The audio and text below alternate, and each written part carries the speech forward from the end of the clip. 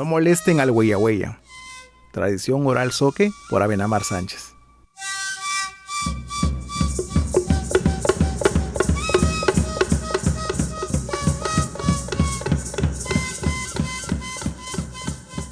No se sabe quién realmente ha tenido la fortuna o la desdicha de haberlo visto siquiera alguna vez.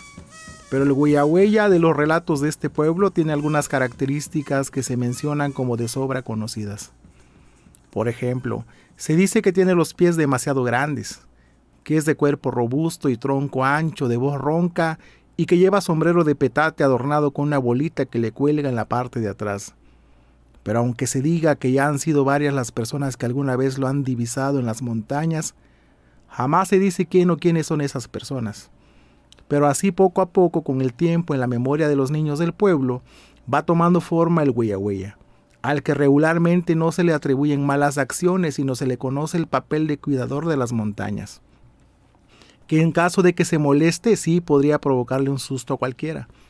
Y así fue que de repente se supo que en una parte de la cadena de montañas cercana supuestamente habitaba ese ser que por donde caminaba o pasaba cuando sus largos recorridos por las barrancas o lugares poco frecuentados imprimía las grandes huellas de sus pies y dedos.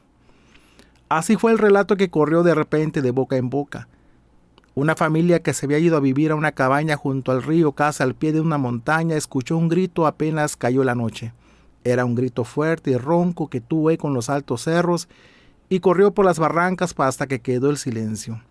Pero el hombre, su esposa e hijos aún estaban aguzando los oídos para determinar la ubicación por donde más o menos se había escuchado el grito, cuando se oyó de pronto, esta vez, como un lejano bramido. Se escuchó como si el ruido mismo provocara un ventarrón que se fue por toda la cañada del río dando tumbos.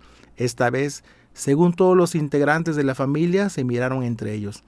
Estaban asustados. El hombre se acercó a las puertas de la casa y las apuntaló con unos maderos. En eso estaba cuando se escuchó de nuevo el grito, pero era como si éste se prolongara o avanzara a toda velocidad, pasando por las laderas de la montaña y se perdiera a lo lejos. Fue el último, pero bastó para que a todos se les fuera el sueño. Muy temprano, al día siguiente, el hombre se encontró con otro que vivía en la parte más alta del río y ambos coincidieron en que habían escuchado el grito. Uno de ellos narró que era como si el del grito había avanzado siguiendo río abajo. Entonces resolvieron ir a la ribera para ver si encontraban huella alguna. Luego se contaría entre niños y personas del pueblo que supuestamente los hombres se habrían encontrado con unas huellas de pies gigantes, que eran las huellas del huella huella. Y el relato mismo, que no solo se conoció tan rápido, sino registró inmediatas alteraciones, muy pronto tuvo otras versiones. No faltó quien contara que una tarde que volvía del trabajo se encontró al huella huella tomando un descanso al pie de un árbol, que se echaba aire con el sombrero.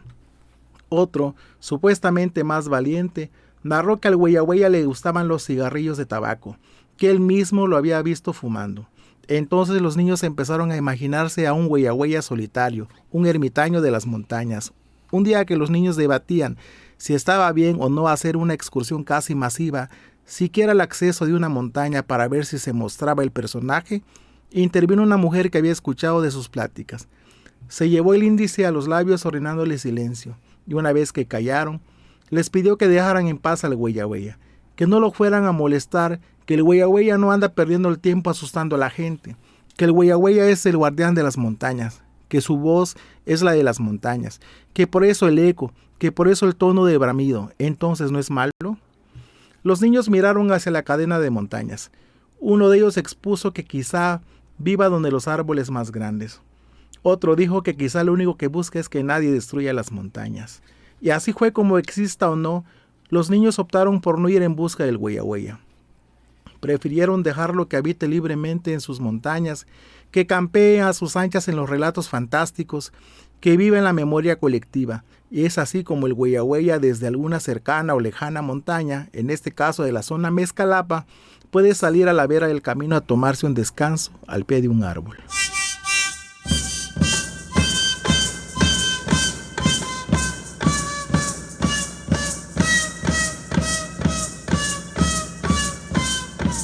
No molesten al huella huella.